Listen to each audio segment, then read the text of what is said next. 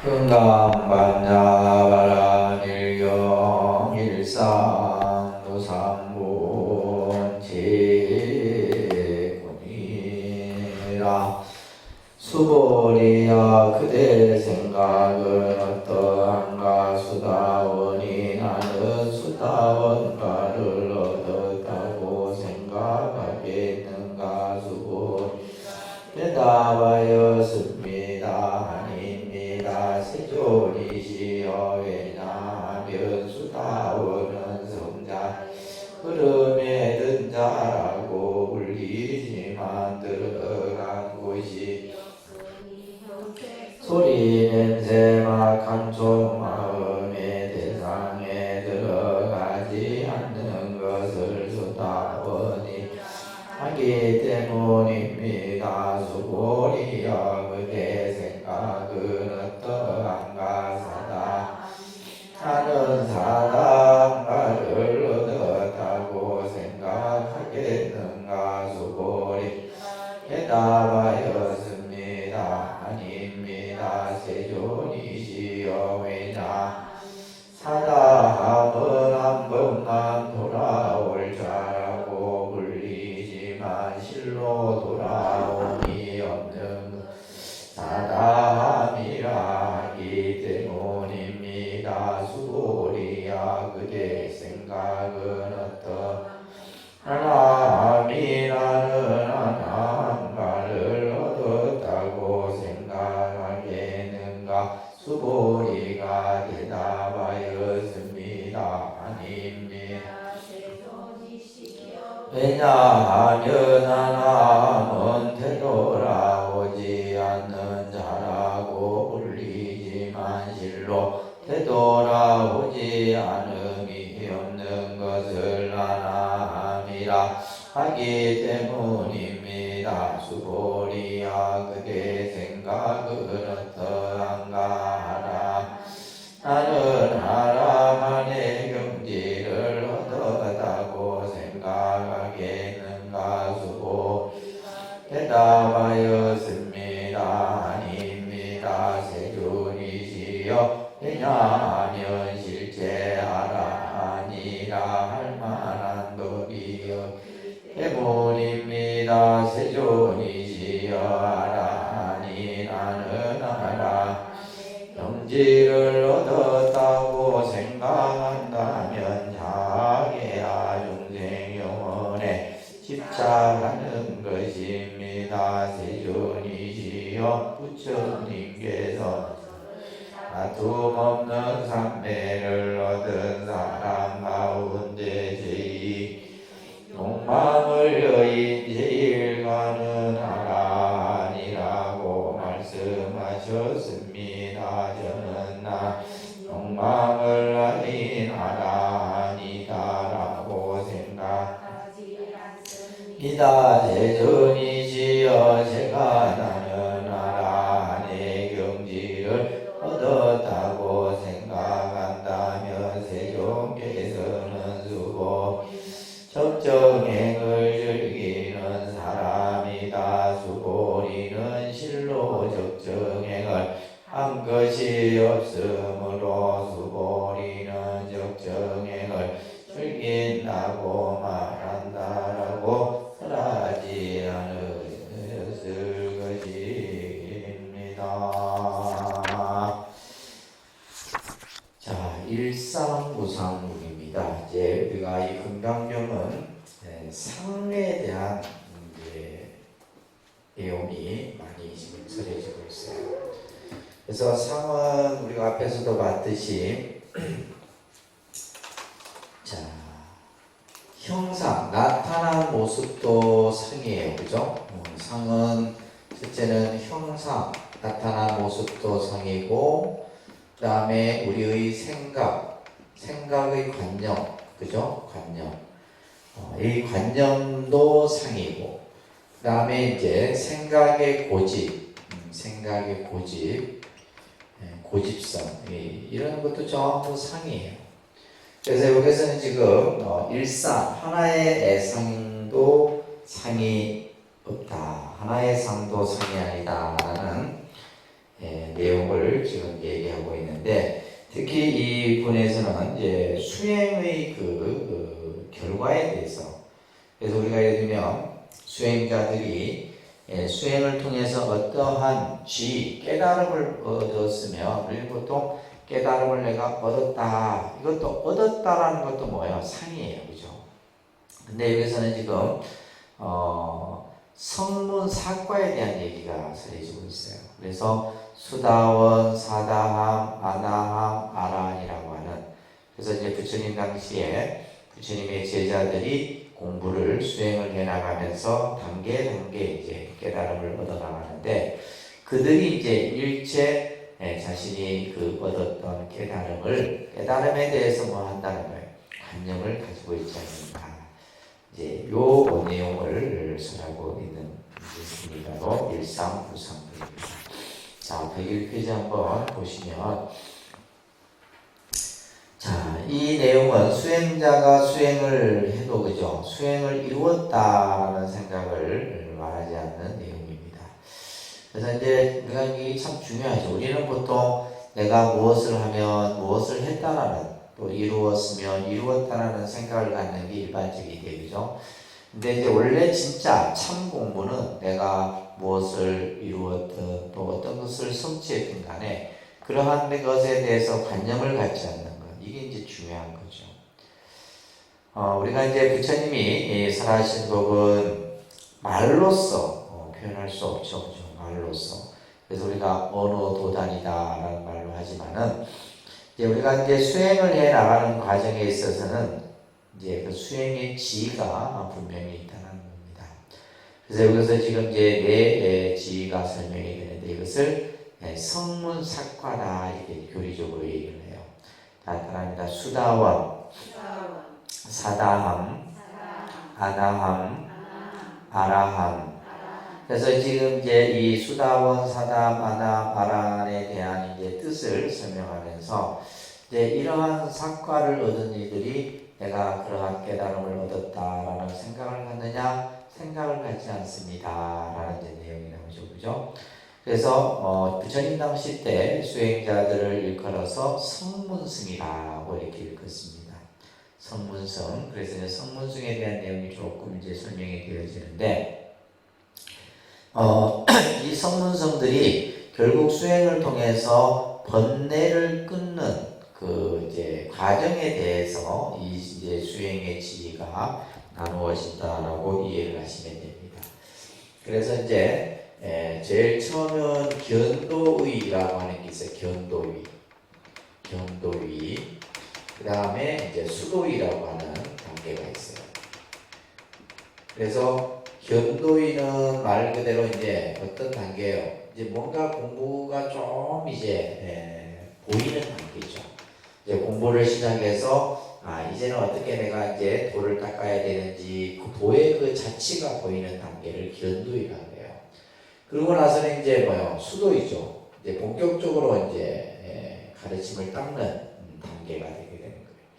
그래서 이 견도의와 수도의를 이제 합해서 우리가 이제 배우는 단계이기 때문에 이것을 유학이라 얘기합니다.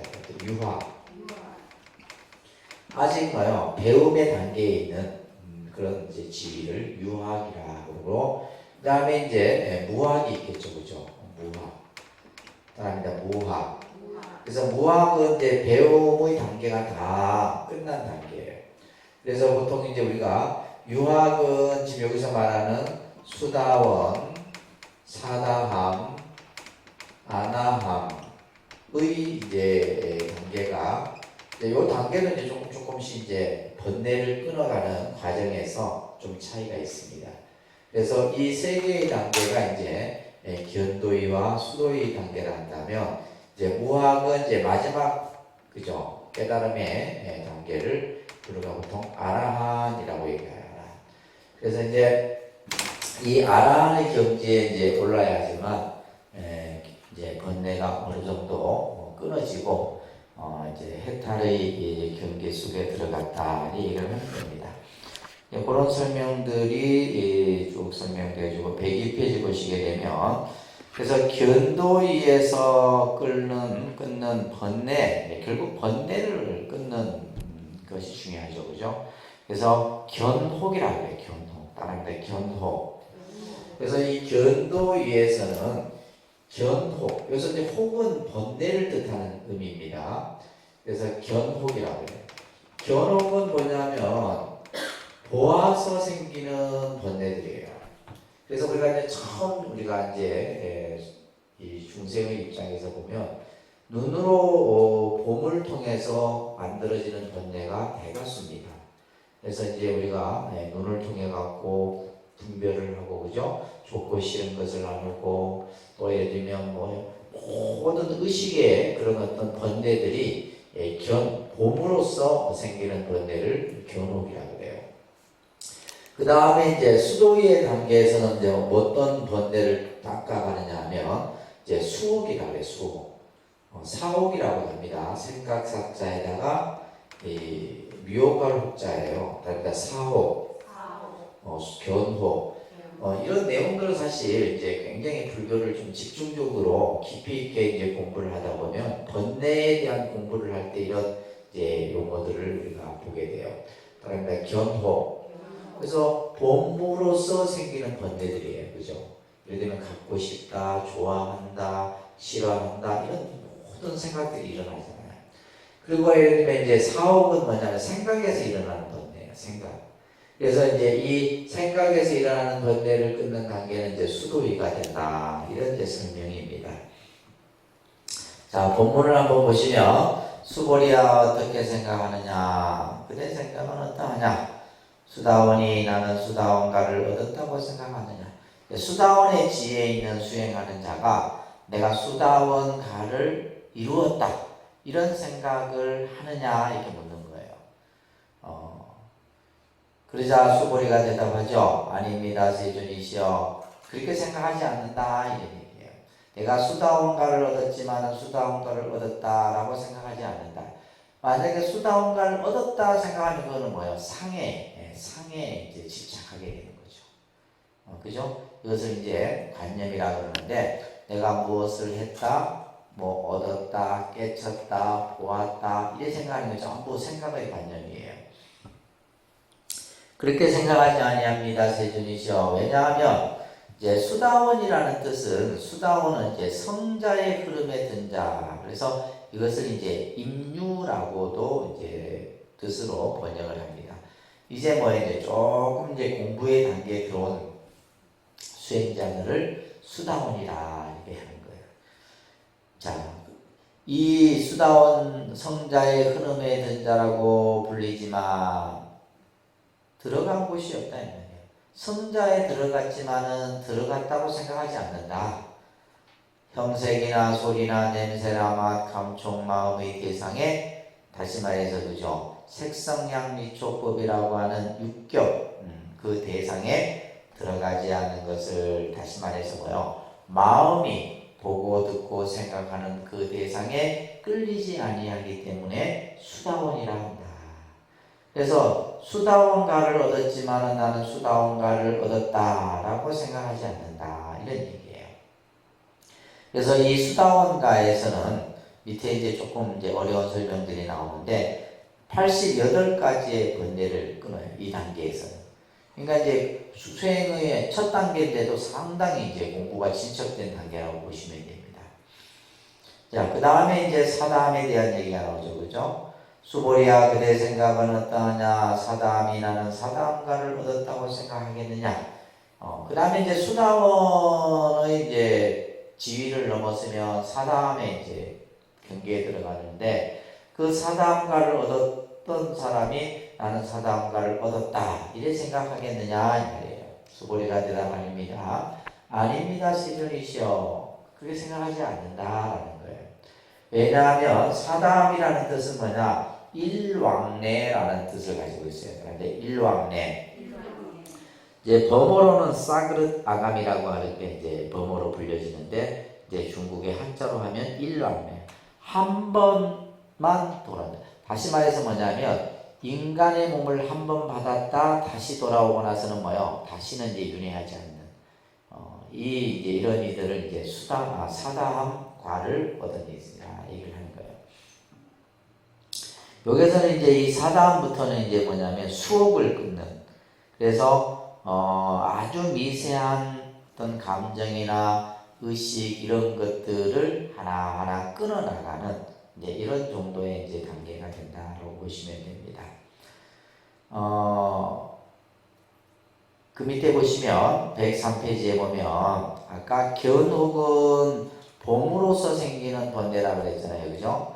그것은 후천적인 악습이라 한다면 수옥, 아까 사옥이라고도 한다 그랬어요. 그죠? 그것은 선천적인 악습이다. 그래서 가장 이제 그 번뇌의 근본이 되는 것이 있답니다. 탐진치. 그 다음에 만이라고 하는 것이 있어요. 그죠? 이것을 탐진치만에서 이제 사옥이라고도 설명해요. 근데 번뇌를 설명할 때 이런 내용들이 이제 설명이 되어집니다. 그래서 이제 이런 것들을 육생에 걸쳐서 닦아야지만 사다함가를 얻게 된다. 그래서 사다함가는 한 번 인간의 몸을 받았다가 다시는 이제 윤회하지 않는 그런 어떤 수행의 단계를 얘기해요. 이런 이들이 이제 사다함가를 얻었어도 사다함가를 얻었다 이렇게 생각하지 않는다 이런 얘기예요. 수보리야 그대 생각은 어떠한가? 아나함이 그 다음에 이제 세 번째 단계가 아나함의 지위죠, 그죠? 아나함이 나는 아나함가를 얻었다 생각하겠느냐? 수보리가 대답합니다. 아닙니다. 세존이시여. 왜냐하면 아나함은 불례라고 이제 그 뜻을 번역할 수, 다시 되돌아오지 않는다, 다시 윤회하지 않는다. 아나함 정도 되면 이제 공부가 이제 수다함, 사다함보다는 더 한 단계 위에 단계라고 보시면 돼요. 그래서 아나함은 되돌아오지 않는 자라 불리지만 실로 되돌아오지 않음이 없는 것을 아나함이라 하기 때문입니다. 그래서 이제 우리가 어떠한 수행을 했어도 그 수행을 내가 이루었다, 내가 어떠한 지혜에 들어갔다 이런 생각을 일체 하지 않는다는 얘기를 하고 있는 겁니다. 그러면서 수보리야 그대 생각은 어떠하냐? 아라하니 나는 아라한의 경지를 얻었다고 생각하겠느냐? 그래서 아라한은 이제 성문 사과 중에 아주 최고의 지혜에 해당되는 것이 아라한이에요. 아라한. 그래서 이제 초기 경전에는 이제 부처님을 아라한이라고도 표현하기도 합니다. 그래서 이제 모든 번뇌가 다 소멸된 상태의 경지를 아라한이라고 해요. 그래서 아라한의 경지를 얻었다 생각하겠느냐? 수고리가 대답합니다. 아닙니다. 세존이시여. 왜냐하면 실제 아라한이라고 할 만한 법이 없기 때문입니다. 그래서 아라한이라지만은 아라한이라고 할 만한 것이 없다 이 말이에요. 다시 말해서 우리가 부처다 중생이다 하지만은 부처다 중생이라 할 만한 것이 없는 것 같은 거예요. 우리가 앞에서도 이제 부처님이 뭐래요? 법도 버려라 해. 법도 버려라 해. 그를 하물며 법 아닌 것이야. 법이라고 하는 것도 그것은 이름이 법인 것이지 법이라는 실제 자체도 없다 이런 얘기예요. 그래서 금강경은 모든 일체의 우리의 관념적인 생각을 전부 부정해버리는 거예요. 다 부정. 그래서 그 부정을 통해서 마지막에 뭐예요? 긍정을 만들어내는 것이 이 금강경의 아주 중요한 개념입니다. 아닙니다. 세존이시여. 왜냐하면 실제 아라한이라 할 만한 법이 없기 때문입니다. 세존이시여. 아라한이 나는 아라한의 경지를 얻었다고 생각한다면, 그죠? 자계야 중생용업 따라합니다. 아상인상 중생상 수자상. 그죠? 이 자계야 중생용원이라는 것을 우리가 이제 원문에서는 아상, 인상, 중생상, 수자상 이래서 사상에 집착하는 것입니다. 그러니까 우리가 예를 들면 이제 어떤 생각의 관념을 하게 되면 그 생각의 관념을 하는 순간 우리는 뭐 하게 되는 거예요? 상에 집착해 버립니다. 내가 무엇을 했니, 무엇을 이루었니 하는 그런 생각들 전부 이것이 상이다라는 거예요. 상. 자, 그러면서 세존이시여 부처님께서는 저를 다툼 없는 삼매, 무쟁 삼매를 얻은 사람 가운데 제일이고 욕망을 여인 제일 가는 아라한이라고 말씀하셨다. 누구에게? 수보리를 항상 부처님은 너는 다툼이 없는 삼매, 무쟁삼매를 가장 잘 닦는 제자고 욕심을 여인 최고의 아라한이다 라고 늘 저에게 말씀하셨다 이 말이에요. 그러나 저는 나는 욕망을 여인 아라한이라고 생각하지 않습니다. 그렇죠? 수보리도 이제 이미 아라한의 경지에 올랐지만은 이 아라한도 뭐냐면 이욕 아라한이라 해서 욕심을 여인 마음속에 탐욕의 마음이 없어진 아라한. 그 아라한의 경지를 얻었지만은 아라한이라는 생각을 갖고 있지 않는다 이 말이에요. 세존이시여 제가 아라한의 경지를 얻었다고 생각한다면 세존께서는 수보리는 적정행을 즐기는 사람이고 수보리는 실로 적정행을 한 것이 없으므로 수보리는 적정행을 즐긴다 말한다라고 설하지 않으셨을 겁니다. 이 말은 뭐냐면 내가 만약에 아라한의 경지를 얻었다라는 관념을 가졌다면 부처님이 나에게 그런 말을 하지 않으셨을 거다 이 말이에요. 내가 그런 생각을 하지 않았기 때문에 수보리는 무쟁삼매를 얻은 그죠? 제자이고 또 욕심을 여인 제일 가는 아라한이다라고 말했다. 나는 그런 생각을 만약에 내가 어떤 그런 생각 상이 있었다면 부처님이 나에게 그런 말을 하지 않았을 것입니다. 이게. 자, 지금 이제 이 금강경이 대승을 시작하는 법문이라 그래서 이것을 대승시교라고 표현한다. 그러니까 대승시교. 대승시교 경전이 이제 바로 이 금강경의 시. 이제 시라고 하는 것은 비롯됐다 이 말이에요. 대승이 이제 시작되는 경전 중에 하나가 바로 금강경이에요. 그것은 뭐냐면 이제 대승불교하고 부파불교, 다시 말해서 이제 우리가 말하는 대승 소승으로 할 때 요 중간 단계, 그 가도기적인 단계의 경전. 그것을 알 수 있는 게 뭐냐면 이 지금 성문 사과에 대한 용어들이 나오고 있다는 거예요. 그러니까 우리가 예를 들면 이제 완전한 대승 이렇게 경전 같은 경우는 이제 이런 어떤 사다합이다, 수다원이다 이런 용어들이 안 나온다 이 말이에요. 그래서 이제 우리가 학자들이 금강경을 연구할 때 이 지금 사과에 대한 얘기를 나오는 거 보고 이 금강경은 대승을 시작하는 그런 법문이다라고 보는 거예요. 자, 이 사과의 성자들이 모두 자기 수행의 지혜를 얻었지만은 한 사람도 얻었다라는 생각을 가지 않는다. 그래서 우리가 이제 이 생각을, 관념, 내가 무엇을 했다, 무엇을 이루었다, 무엇을 성취했다, 이 생각을 가지게 되면 안 된다는 거예요. 그래서 이 장을 이제 일상무상분이다 이렇게 지금 표현하고 있는데, 자, 따라합니다. 자기 존재를 밖으로 표현하려는 자아의식이 일어나지 않기 때문에 관념의 형성을 통한 주관과 객관의 대립이 없다는 것이다. 근데 우리는 지금 이제 현대인들은 이 지금 내용과 반대의 삶을 살려고 하잖아요. 그죠? 어떻게 해요? 자기 존재를 자꾸 드러내려고 해요. 자기 과시를 하려고 한단 말이에요. 자, 요즘에 이제 자기 자신을 피하라는 시대라, 자기 피할 시대라 해요. 그러니까 이제 보면 요즘에 모든 어떤 영상이나 이런 데 보면 막 그냥 자기 찍어갖고 그죠? 먹는 거죠. 찍어서 내보내고 그냥 온갖 것들을 전부, 또 어떤 사람은 자기 몸매까지 찍어서 막 내보내요. 이게 자기 과시건 자기 표현이고.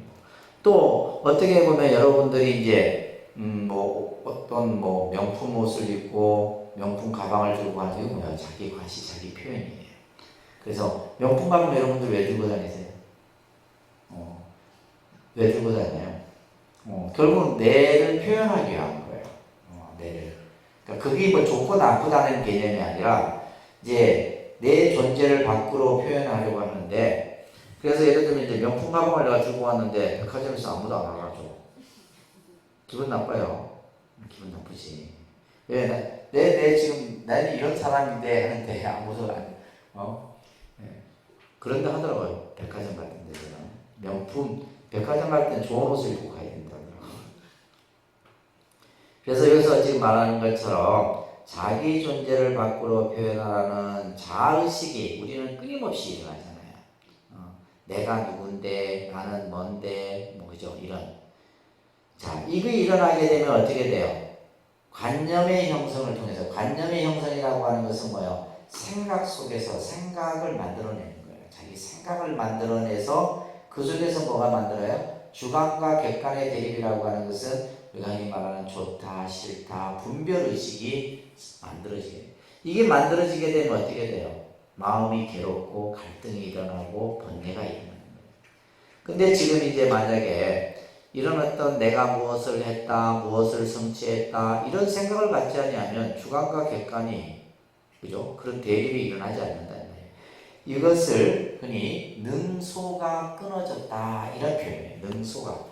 이건 이제 스님들이 경을 공부할 때 많이 표현하는 표현이에요. 능은 주관이고 소는 객관입니다. 그런데 능소.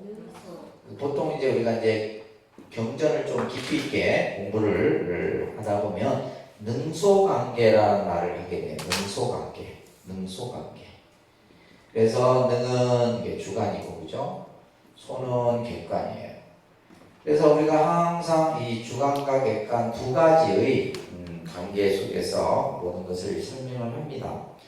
그래서 이 능소가 끊어진 것, 다시 말해서 주관과 객관, 나다, 너다, 좋다, 싫다, 내 거다, 네 거라고 하는 이런 관념이 없는 상태를 우리는 이제 불교에서는 이것을 뭐라 그래요? 무의다라고 하는 거예요. 그러니까 무의. 무의의 경제, 무의의 경제. 이 무의라는 말과 같은 말이 뭐냐 하면 무심이에요. 그러니까 무심. 무심이에요. 우리가 예를 들면 깨달음의 경지는 무의의 경지고 그것을 다른 말로 하면 무심의 경지예요. 그러니까 무심이라고 하는 것은 뭐냐면 마음이 어떤 하나의 대상에 집착하지 않는다. 좋고 싫은 것도 없고 너와 나도 없고 그죠? 일체의 어떤 주관과 객관을 둘로 나누어 보지 않는 마음이다. 그래서 하염없는 그 속에 들어간다. 하염없는 그 속이라는 말은 뭐예요? 무의의 경지에 들어갔을 때 이런 뜻이에요. 하염없는 그 속에 들어갔을 때 뭐요? 무의의 경지. 다시 말해서 주관과 객관의 대립이 끊어져야 돼요. 근데 우리는 이것이 항상 가지고 있다 이 말이에요. 내가 무엇을 했고, 그죠? 나는 누구고, 그러면서 또 나와 너를 나누고 이런 생각들을 항상 갖게 되는데, 그래서 다툼이 없는, 그래서 이제 이 그 수보리를 부처님께서는 무쟁삼매, 다툼이 없는 삼매라고 하는 것은 다시 말해서 마음속에서 갈등과 어떤 대립이 일어나지 않는 삼매의 선정을 갖고, 그래서 욕심의 번뇌가 다하여 고요히 스스로 공의 진리에 머무는 상태를 얘기하는 거예요. 그래서 이제 수고리에게 무쟁삼매, 적정행을 즐긴다 이런 이제 표현들을 여기서 하고 있는 거예요. 그래서 일상무상무는 내가 무엇을 얻어도, 그죠? 얻었다라는 마음을 일으키지 않아야 된다. 내가 아란이 되었든 또 여러분들이 뭐 기도를 해서 내가 성취를 했어. 근데 성취한 바가 없는 거예요. 근데 만약에 내가 기도를 해서 성취했다라는 생각의 관념을 가지게 되는 거예요. 다음번에 기도가 안 됐을 때는 또 어떻게 돼요? 문제가 되는 거예요.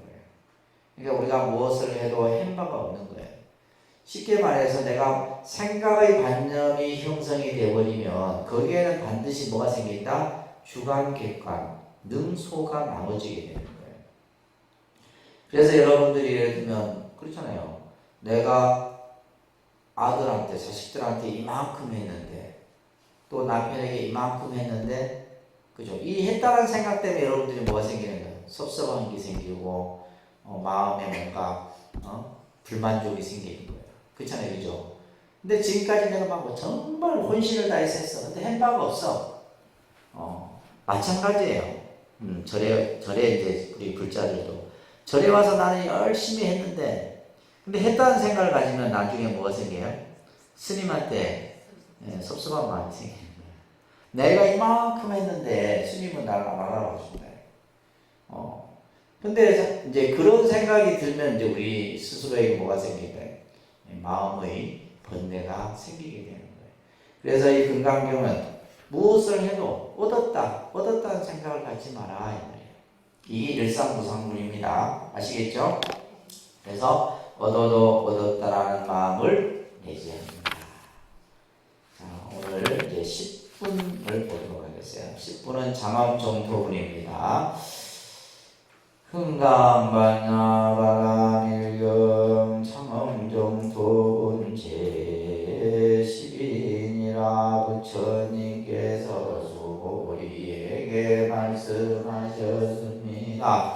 그때 생각은 어떠한가 열애가 예정의 연등 부처님에서 법을 얻은 것이 있는가 없습니다. 세존이시여 열애 연등 부처님 처소에서 번째로 법을 얻은 것이 없습니다. 수고리야 그대 생각은 어떠한가 보살이 불국불을 꾸미는가 아닙니다. 세존이시여 하면 불국토를 아름답게 꾸민다는 것은 아름답게 꾸민 것이 아니므로 아름답게 꾸민다고 말하기 때문입니다. 그러므로 수고리야 모든 보살 마살은 이와 같이 깨끗한 마음을 내어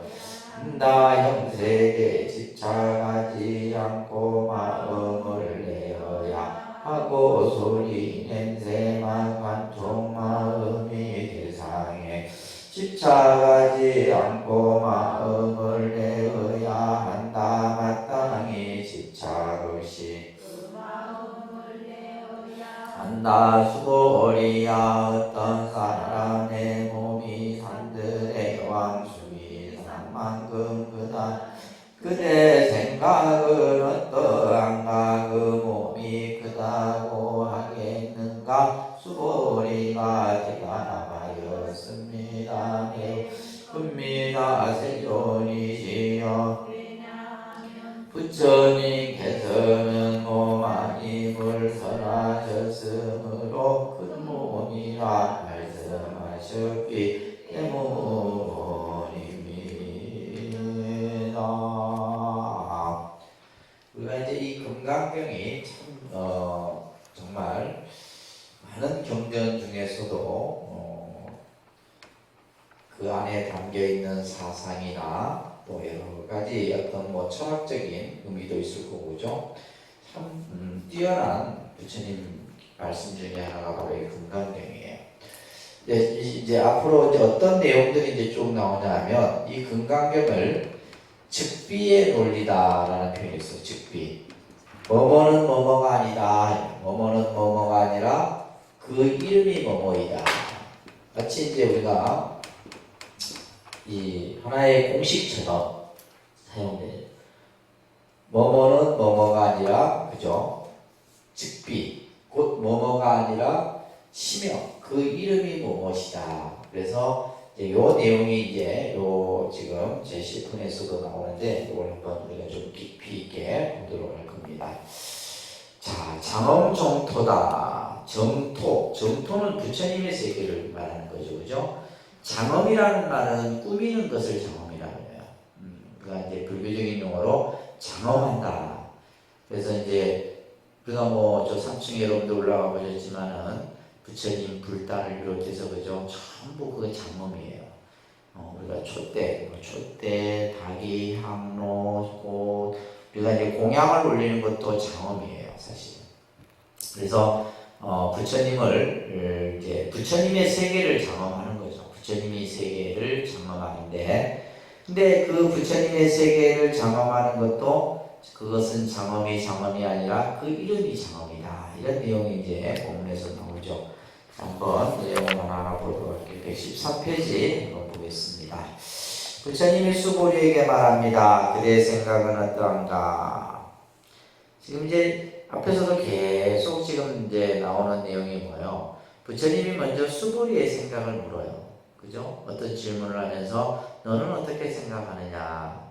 부처님이 일방적으로 자신의 생각을 얘기하는 것이 아니라 수보리, 공의 이치를 가장 잘 터득하는 수보리에게 생각을 먼저 묻습니다.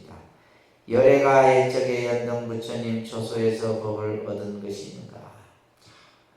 우리가 이제 흔히 부처님은 뭐예요? 법을 얻었기 때문에 부처님이다. 법을 얻었기 때문에. 그죠? 다시 말해서 진리를 깨친 자를 우리는 부처님이라고 하잖아요. 그죠? 자, 우리가 이제 서가모니 부처님은 과거에 많은 수행을 과정 중에 이제 법을 얻었다라는 그런 이야기들이 쭉 나와요. 그래서 이제 그런 이제 여기서 말하는 그 과거 연등 부처님의 이야기나 이런 것들을 담고 있는 경전이 있는데 그 경전을 본생담이라 그럽니다. 자타카라고도 해요. 자타카 본생담. 이제 그 경전을 보게 되면 이제 부처님의 과거의 수행의 이야기들이 나와요. 그게 보게 되면 뭐 이제 연등 부처님 이야기도 나오고 수많은 그래서 서가모니 부처님의 전생의 이야기들이 쭉 쓰여져요. 그게 보게 되면 분명히 다 법을 얻어서 부처가 된 거예요. 법을 얻어서 부처님이 된 건데 여기서 이제 묻는 질문이 열애가 옛적에 연등 부처님 초소에서 법을 얻었다라는 생각을 가진 적이 있느냐 이걸 묻는 거예요. 그러니까 이제 수보리가 아닙니다. 없습니다. 세존이시여. 부처님은 법을 얻어도 우리가 앞에서 이제 그래서 일상무상문에서 뭐요? 내가 깨달음을 얻었어도 깨달았다는 관념, 상을 갖지 않는다 그랬어요. 그죠? 열애가 과거의 연등 부처님으로부터 법을 얻었지만은 법을 얻었다라는 생각을 갖지 않습니다. 열애께서 연등 부처님 초소에서 실제로 법을 얻은 것이 없습니다. 실제로 얻은 것이 없는 것은 아니죠. 법을 얻었지만은 법을 얻었다라는 뭐예요? 관념, 상을 갖지 않는다 이 얘기예요. 그래서 우리가 이제 이 부처님으로부터 법을 받는 것을 우리가 이제 보통 수기라는 말을 씁니다. 수기. 법화경을 공부하신 분들은 법화경이 전체 수기에 대한 내용이에요. 그래서 수기라고 하는 것은 미래 성불에 대한 예언이다 이렇게 이해하시면 됩니다. 수기가 뭐라고요? 미래 성불에 대한 예언. 다음에는 어떤 부처가 될 것이다 라고 하는 예언을 하는 내용이 바로 수기입니다. 수기를 받았는데 받은 바가 없다 이렇게 얘기를 하는 거예요. 이것은 바로 뭐다? 무소득의 법문이 설해지는 이유는 꿈속에 있었던 일들이 깨어나면 존재하지 않듯이 깨달음의 세계란 모든 현상이 공하여 없는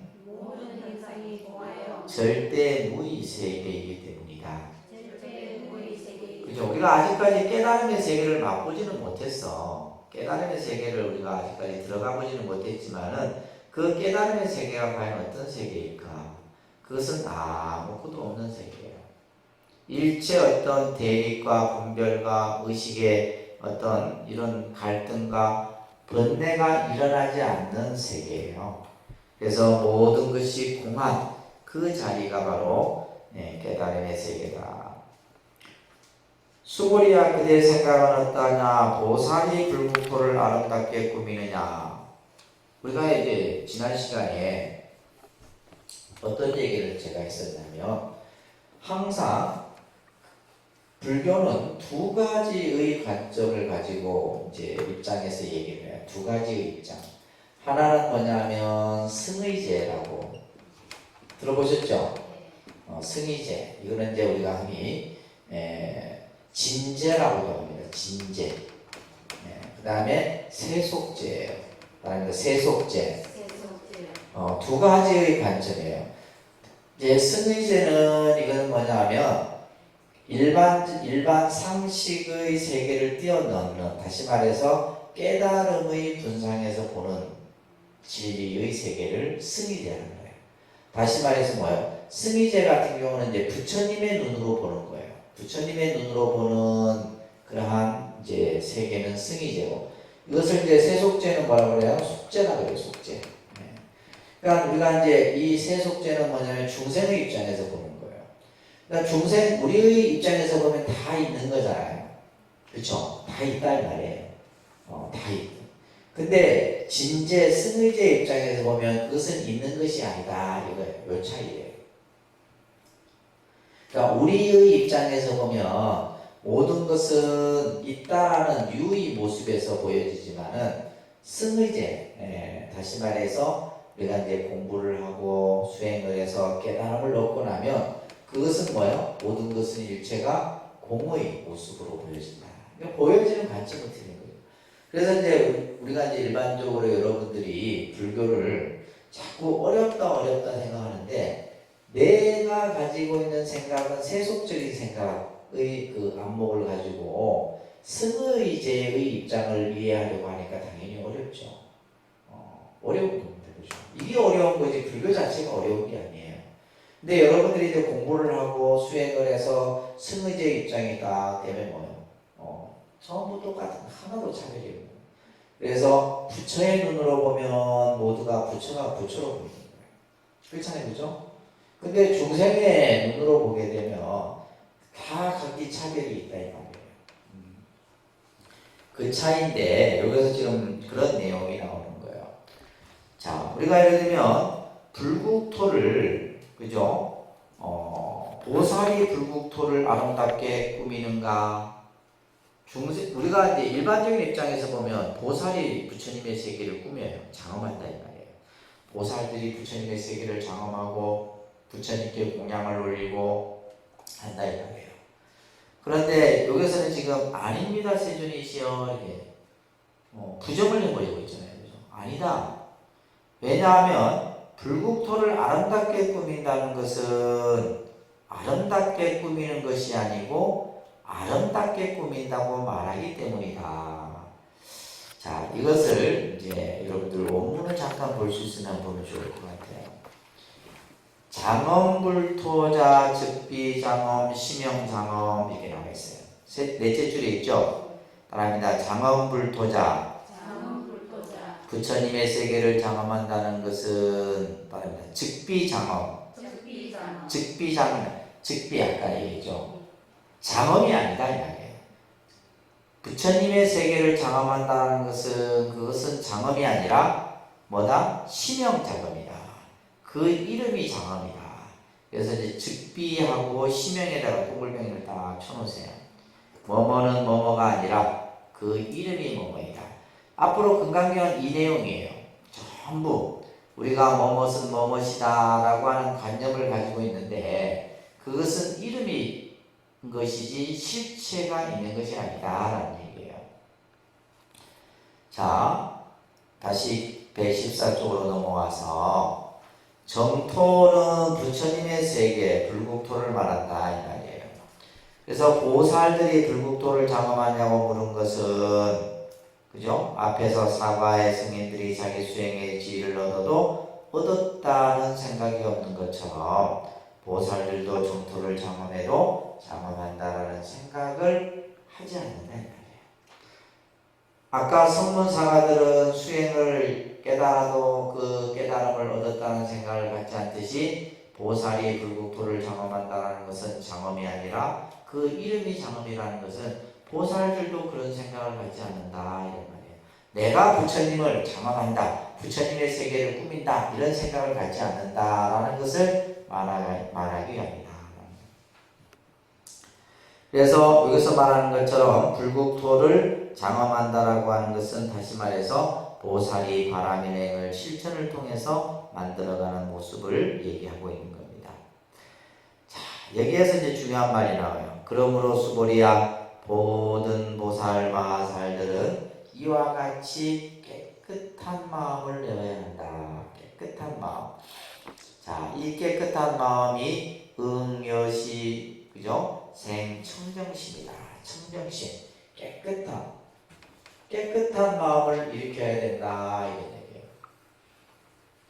다시 말해서 뭐요? 보살이 부처님의 세계를 장엄해도 장엄했다라는 생각을 갖지 않는 그 마음이 바로 뭐요? 청정심이다. 그런데 청정심, 깨끗한 마음이에요. 청정심. 이 깨끗한 마음이라고 하는 것은 다시 말해서 우리가 앞에서 이것은 무심이에요. 무심. 무심이라고 하는 것은 흔적이 없다는 말이에요. 무엇을 해도 내가 한 바가 없는 그 마음을 얘기하는 거고, 이것은 다시 말해서 뭐예요? 공심이에요. 공심. 그런데 공심. 다 같은 말입니다. 청정심, 무심, 공심 이런 말들. 그래서 다시 말해서 뭐예요? 어떤 관념, 어떤 생각의 상을 세우지 않는, 그죠? 자기 자신을 완전히 비운 마음. 내가 무엇을 했다, 무엇을 이루었다, 내가 장엄했다, 이런 생각을 갖지 않아야 된다. 누구는? 모든 보살 마살들은 이 말이에요. 누구에게 하는 얘기예요? 여러분들에게 하는 얘기다. 항상 깨끗한 마음을 가져야 된다. 그 깨끗한 마음이라고 하는 것이 바로 뭐예요? 내가 무엇을 해도 행바가 없어야 되고 무엇을 이루어도 이루었다는 마음이 없어야 된다. 그런 마음을 가져야 된다, 이런 얘기예요. 그렇기 때문에 이제 형색에 집착하지 않고 마음을 내어야 한다. 그러니까 형색에 집착하지 않고 마음을 내어야 하며, 그래서 이제 원문에 보면 불응주색생심, 불응주성향 미촉법생심, 그죠? 응무소주이생기심이라는 구절이죠. 여기 이제 표시를 좀 해주세요. 이 응무소주이생기심에서 이제 육조혜령 스님이 이 구절에서 깨달음을 얻은 거예요. 이 응무소주이생기심 8자예요. 이게 이제 금강경의 핵심이에요. 핵심. 응무소주이생기심이다.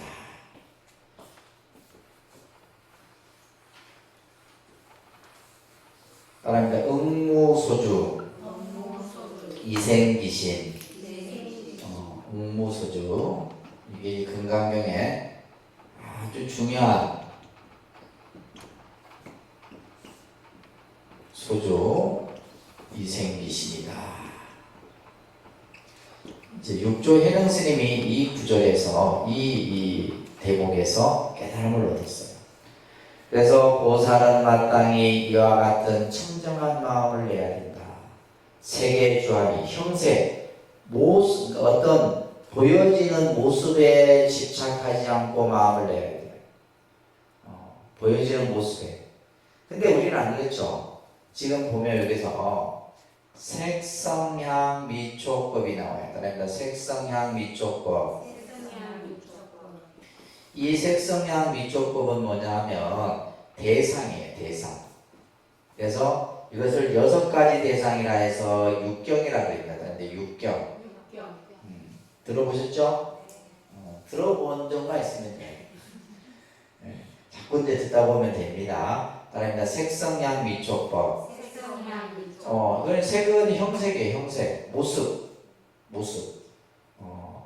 그러니까 예를 들면 이 모습은 뭐예요? 내가 눈을 통해서 보여지는 것이잖아요. 그죠? 눈을 통해서 보여지는 것은 전부 색이에요. 색. 근데 이제 우리가 마음을 내야 되는데 우리는 뭐예요? 형색에 집착하지 않고 마음을 못 낸다 이 말이에요. 형색에 모습에 우리는 끄달려요. 이 모양에 끄달립니다. 그죠? 모양에 끄달려요. 그러니까 제가 사실은 이 독립선언에 와서 저를 이제 알고 있는 분도 계시지만 독립선언에 처음 오신 분들은 어떻게 오셨어요? 전부 건물이 좋아서. 이게 뭐예요? 형색에 끄달리는 거거든요. 그러니까 건물이 굳이 그냥 뭐 이렇게 보잘것없어서 안 왔을 거 아니에요. 그죠? 전부 이렇게 건물이 좋아하고. 그래서 우리는 보면 이 세계에 끄달리는 거예요.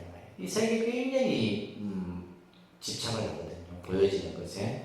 그 다음에 두 번째는 뭐예요? 소리죠. 그죠? 성. 그 다음에 냄새, 맛, 촉감. 그 다음에 이게 부분이 이제 어떤 인식의 대상을 얘기하는 거예요. 그래서 이 6가지에 집착하지 않아야 된다. 그래서 여기서 지금 말하는 것처럼 마땅히 이와 같이 마음을 내야 된다. 마땅히 이와 같이 마음, 이와 같은 깨끗한 마음을 가져야 된다. 깨끗한 마음이라고 하는 것은 뭐예요? 집착하지 않는 마음이에요. 깨끗한 마음은 어떤 마음? 집착하지.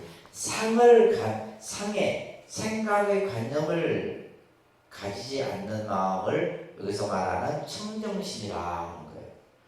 내가 무엇을 했다, 무엇을 이루었다, 그죠? 어떤 대상에 집착하고 소리에 집착하고 맛에 집착하고. 근데 우리는 이 육경에 늘 끄달린다라는 거죠. 중생은. 그래서 여기서 말하는 것처럼 마땅히 세계에 머문 바 없이 마음을 내. 세계 몸은 형색에 집착하지 않고 마음을 일으켜야 되고, 그 다음에 마땅히 성향 미조법에 집착하지 아니하고 마음을 내야 된다. 그러면서 말합니다. 응무소주 이생기심. 그래서 마땅히 응자가 마땅히 무소주, 무소주. 이것을 다른 말로는 이제 무주라고도 합니다. 그래서 우리가 이제 육조 스님의 사상을 무주 사상이라 하는 거예요. 다른데 무주. 그러니까 무소주는 집착한 바 없이 말이에요. 머문 바 없이 머문 바, 집착함이 없이 말이에요. 어떻게 해야 된다? 마음을 내라 이런 말이에요. 내가 어떤 마음을 일으키는 데 있어서 우리는 어떤 대상에 대해서 집착을 하고 마음을 일으키는데 그렇게 하지 마라. 집착하지 않고 내가 보시를 함에 있어서도 그죠? 색성향 미촉법에 집착하지 않고 내가 좋은 일을 하는 데 있어서도 색성향 미촉법에 집착하지 않고 그래서 마음이 어디에 대상에 머문 바 없이 그 마음을 내라. 이 구절에서 육조 스님이 딱 깨우치신 거예요. 이 응무소주 이생기심이라는 구절에서. 근데 여러분들은 뭐 100번 들어도 그죠? 못 깨시잖아. 그래서 이 구절이 중요한 구절이에요. 아셨죠? 그래서 마땅히 집착함이 없이 마음을 내야 된다.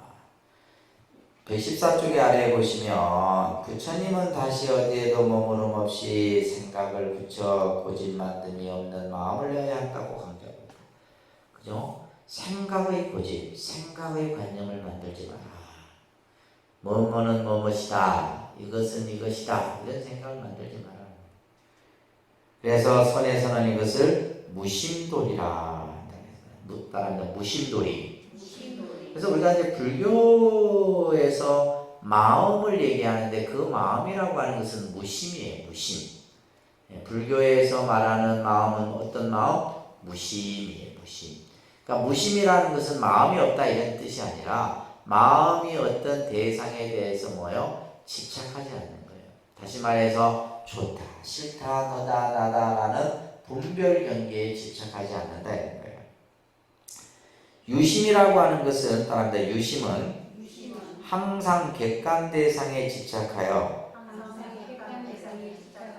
시비와 분별을 일으킨다. 다시 말해서 우리가 마음에서 일으킨 마음에서 뭔가를 만들어내면 이거는 뭐예요? 이거는 결국 뭐냐면 어떤 대상을 통해서 그 대상에 대해서 시비를 하게 되고 분별을 하게 되고 집착을 하게 되는 거예요. 근데 우리가 이제 일상을 일으키는 생각은 유심이에요. 근데 이제 공부를 해야지만 무심도리가 되는 거죠. 우리가 그래서 무심도인이라는 말이 있어요. 무심도인. 우리가 도인할 때 그 도인은 어떤 도인이냐? 무심도인이에요. 다시 말해서 시비와 분별과 집착을 떠난 마음자리를 가진 사람을 무심도인이라 하는 거예요. 이러한 시비와 분별과 집착을 일으키게 되면 그것 어떻게 돼요? 이 자체가 번뇌예요. 번뇌. 그래서 우리가 요즘 이제 왜 여러분들이 번뇌가 많냐? 항상 시비를 다투기 때문이에요.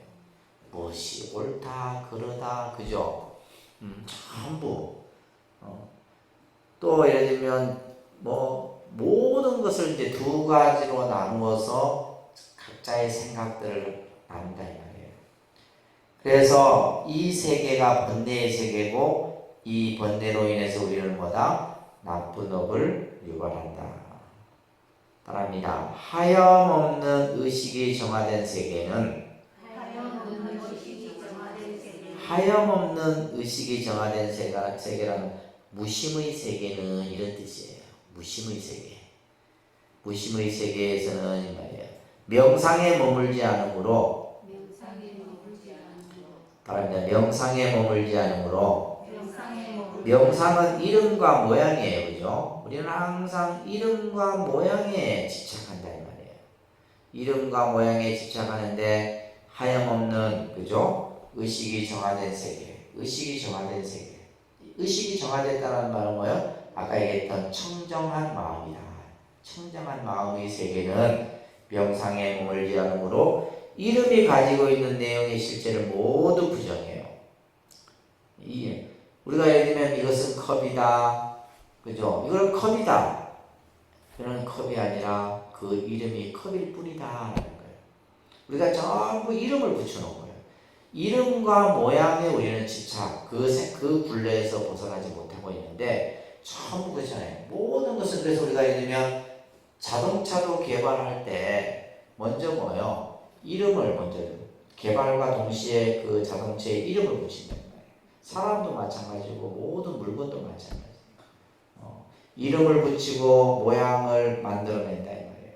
그래서 이러한 이름과 모양에 집착하지 않으므로 그 이름이 가지고 있는 내용의 실질을 다 부정해서 중요한 것은 바로 뭐냐? 집착에서 벗어나는 이름이에요. 지금 우리가 이 금강경이 자꾸 무엇인가를 부정을 해. 이 부정을 하는 것은 있는 것을 부정하는 것이 아니라 뭐예요? 우리의 잘못된 생각의 관념을 부정하게 하려고 하는 거예요. 그래서 부정을 통해서 뭐예요? 그죠? 진짜의 모습을 드러내기 위한 것이다. 다시 말해서 뭐예요? 긍정을 드러내기 위한 것에 대한 개념이 있다라는 겁니다. 자, 수고리아 어떤 사람의 몸이 산들의 왕 수미산만큼 크다면 몸이 크다. 근데 그 몸이 얼마만큼 크냐? 수미산만큼 크다. 농구 선수도 진짜 크대요. 그러니까 농구 선수도 진짜 크고 2m 우리가 봤을 때 크죠. 크다 한다 이 말이에요. 근데 그래 이제 크다면 그대 생각은 어떠하냐? 그 몸이 크다고 하겠느냐? 수부리가 대답합니다. 큽니다. 매우 큽니다. 세존이시여. 왜냐? 부처님께서는 몸 마님을 설하셨으므로 큰 몸이라 말씀하셨기 때문입니다. 부처님이 말씀하신 그것은 몸이 아니라 몸이 크다라고 하는 것은 그것은 몸이 아니라 그 이름이 큰 것이다. 그렇기 때문에 크다라고 매우 큽니다라고 대답을 한 거예요. 자, 여기에서 이제 중요한 설명이 이제 나옵니다. 금강경은 앞에서 얘기했듯이 그죠? 부정의 논리를 통해서 사물의 객체를 공화시켜버려요. 전부 공해버리게 만든단 말이에요. 다 비워버려요. 텅 비워버립니다. 텅 비워버림으로써 뭘 해요? 우리가 가지고 있던 인식의 기준은 뭐예요? 뭐뭐는 뭐뭐다라고 하는 것이 인식의 기준이에요. 이거는 컵이다, 뭐요? 내 생각 속에 가지고 있는 기준이에요. 이거는 뭐고, 이거는 뭐고, 이거는 뭐고. 그 인식의 기준을 뭐 해버려요? 빼앗아 버립니다. 컵이 아니다, 볼펜이 아니다, 부처가 아니다, 중생이 아니다. 이러면서 뭐야? 부정을 통해서 우리가 가지고 있는 생각의 기준을 다 빼앗아 버려요. 사실 인연에 의해 나타나는 현상은 임시적인 거짓 모습에 불과하다. 이것은 뭐냐면 가상이에요. 가상. 실제 있는 게 아니다 이 말이에요. 이게 왜 실제 있는 게 아니냐? 인연에 의해서 만들어졌기 때문에. 이 컵도 마찬가지입니다. 우리 몸뚱아리도 마찬가지고 모든 것은 전부 뭐요? 어떠한 조합에 의해서 이것이 생길 수 있는 어떤 계기와 인연이 만들어져서 만들어진 것이다 이 말이에요. 그래서 임시적인 모습에 불과하므로 표현의 방법으로는 쓰는 명상에 따라 개념이 형성되나, 그죠? 이름과 모양으로서 그것을 갖추나 실체는 파악될 수 없다. 실체. 자, 이걸 컵이라고 하지만 이게 과연 컵이냐 이 말이에요. 그죠? 이 컵이라는 것은 그냥 우리가 컵이라고 이름을 붙여놓은 것이지 이 컵이라는 자체의 실체가 있는 게 아니다. 제가 차에 얘기했잖아요. 제가 지금 손을 놔서 깨버려. 이게 깨져버려요. 그러면 컵은 온데간데 없어요. 컵이라는 실체는 없다 이 말이에요. 분명히 이걸 컵이라 했는데, 그죠? 그러면 우리가 이제 단지 컵이라고, 그러면 깨진 상태는 우리가 예를 들면 조각이라고 표현할 거고, 뭐 깨진, 어떤 표현을 하겠죠. 그것 또한 실체가 아니에요.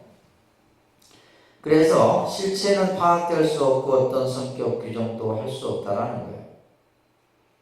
또한 사물의 진상도 묘사될 수도 없다. 비록 밖으로 드러나는 피상적인 모습을 감각적으로 판단한다 해도 연이란 전제된 조건에 따라서 임시적으로 식별되는 거예요. 이 연에 의해서 이것이 하나에 만들어져서 보여집니다. 자, 예가 있어요. 얘를 잘 좀 이해를 하시면 이해하기가 쉬울 것 같아요. 하늘이 파랗다. 그래서 우리는 항상 어릴 때 그림을 그리면 항상 하늘은 파란색으로 칠했어요. 그렇잖아요, 그죠? 지금도 저는 개인적으로 좋아하는 색깔 하늘색, 파란색. 그렇지만은 이것은 날씨가 좋았을 때의 상황인 것이죠, 그죠? 근데 예를 들면 오늘은 하늘이 굉장히 좀 검했어요, 구름이. 그죠? 그래서 어두컴컴했어요, 전체. 그래서 구름이 끼었거나 비가 올 때의 하늘은 파랗지 않다 이 말이에요. 또 밤에 보이는 하늘은 어둡죠. 지금 우리가 어두운 밤이다 이 말이에요.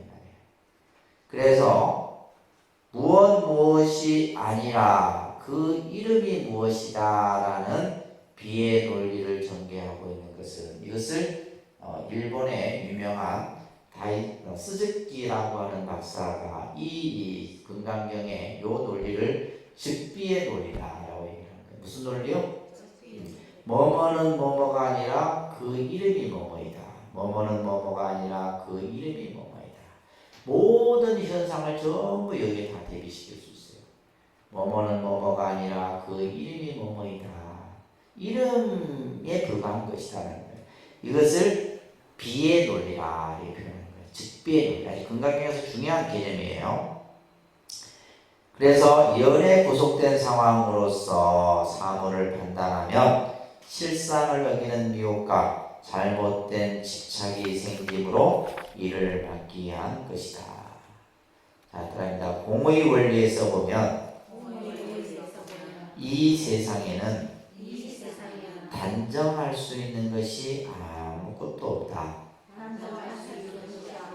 우리가 단정이라는 것은 이것은 이것이다 라고 하는 거예요. 그죠? 이것은 이것이다 라고 단정 지을 수 있는 것은 아무것도 없다. 우리가 무엇은 무엇이고 이렇게 이제 전부 스스로 자기의 생각의 관념의 틀을 만드는데 이 금강경은 뭐예요? 그 생각의 틀을 깨부수는 거예요. 그러니까 여러분들이 지금 가지고 있는 생각 또 인식하고 있는 인식의 기준들을 이 금강경은 전부 깨뜨려 버립니다. 깨뜨려 버리고 뭐요? 있는 그대의 모습을 여러분들에게 보여주려고 하는 거예요. 그래서 우리가 예를 들면 전부 각자의 생각의 틀이 있다 말이에요. 그 생각의 틀. 어떤 사람은 생각의 틀을 이렇게 만들고 이렇게 만들고 이렇게 자기 생각의 그 구조가 있다. 그 구조 속에서 우리는 벗어나지 못하고 있는 거예요. 그러니까 예를 들면 어떤 사람의 입장에서 보면 이것은 옳고 어떤 사람은 이것이 그러고 다 각자가 다 틀려요. 그래서 우리가 흔히 말하는 대로 생각이 다 틀린 거예요. 생각이 틀리다라고 하는 것은 각자가 가지고 있는 뭐야? 인식의 기준이 각기 다르다는 거예요. 전부 다르다. 그러다 보니까 이제 그런 어떤 상황 속에서는 뭐가 일어날 수밖에 없어요. 늘 시비 분별이 일어날 수밖에 없다. 그 시비 분별이 결국 뭘 만들어요? 우리의 마음의 변대를 만들어내요. 그래서 금강경은 이것을 전부 다 뭐예요? 부정해버려요. 뭐뭐는 뭐뭐가 아니라 뭐예요? 그 이름이 뭐뭐이다. 뭐뭐는 뭐뭐가 아니라 그 그 이름이 뭐뭐이다. 아주 참 기가 막힌 표현이 여기에서 나옵니다. 자, 여기서 지금 앞에서 우리가 했던 답합니다. 응무소주 이생기심. 그죠? 마땅히 머문 바 없이 마음을 내라. 그죠? 마땅히 집착함이 없이 마음을 내라. 내가 무엇을 했다, 무엇을 이루었다, 내가 이만큼 누구를 해 주었다, 이런 생각을 갖지 말아야 돼요. 그런 생각을 안 가지셔야 됩니다. 안 가져야 되는데, 또 이제 중생의 입장에서 보면 늘 그런 어떤 자기 생각의 틀을 자꾸 만든다. 자, 이 내용이 바로 이제 금강경의 가르침입니다.